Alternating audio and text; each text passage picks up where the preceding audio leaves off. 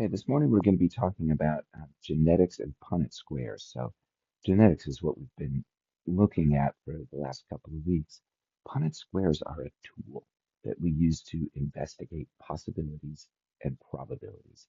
So, we'll talk about how we use Punnett squares to evaluate the likelihood of any one offspring having a certain genotype or phenotype.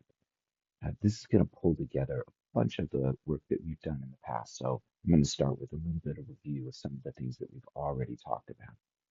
Our big goals for this is to think about how meiosis determines the genotype of gametes, which are the sex cells that fuse together during fertilization. And we'll think about how, since meiosis can result in gametes that have a lot of genetic variation, um, that means that it's really unpredictable what types of characteristics an organism will get from each of its parents. And because that there's so much variation and so much variety, we have to look at things one gene at a time. And the tool that we use to investigate all the possibilities for one gene is called a Punnett square. And we'll look at how we can use that to make predictions about the genotype and phenotype of offspring if we know the genotype of parents. So just as a reminder, when we're talking about genetics, we're talking about um, really a couple things.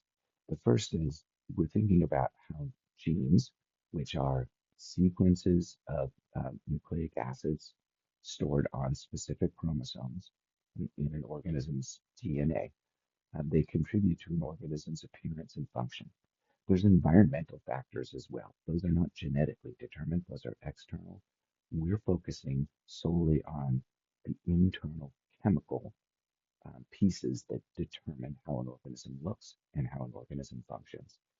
Um, so genetics looks at how these chemical structures, the chunks of DNA that we call chromosomes, and the locations on those chromosomes that we call genes, they make proteins, and those proteins do things.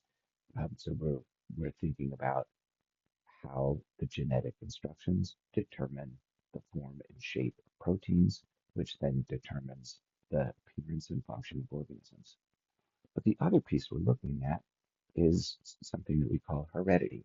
And heredity has to do with how genes are transferred from a parent to an offspring organism. With organisms that reproduce asexually, it's really simple. You start with a cell that has some DNA, it gets bigger,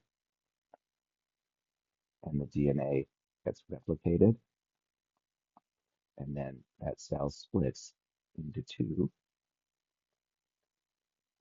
identical cells. Heredity is pretty straightforward with asexual reproduction. You end up with two clones. Start with one parent, you end up with two offspring that are identical to the original parent. With sexual reproduction, it's different. With sexual reproduction, you start with two parents. Each parent contributes part of their DNA to the offspring.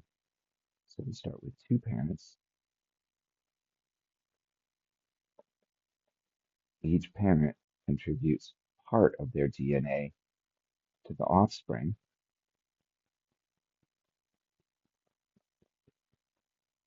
And the fertilization event causes two cells to fuse, and we get a new cell that has some of the genetic material from each parent. You start with two parents, you end up with one offspring, and you keep the parents. The parents are still around. With asexual reproduction, the parent cell splits. It's really no longer there in a way. It becomes two offspring. With sexual reproduction, you start with two parents and you end up with an additional offspring, all three of which are genetically unique. So, so this is what we're going to be thinking about today is the heredity piece specifically with sexually reproducing organisms.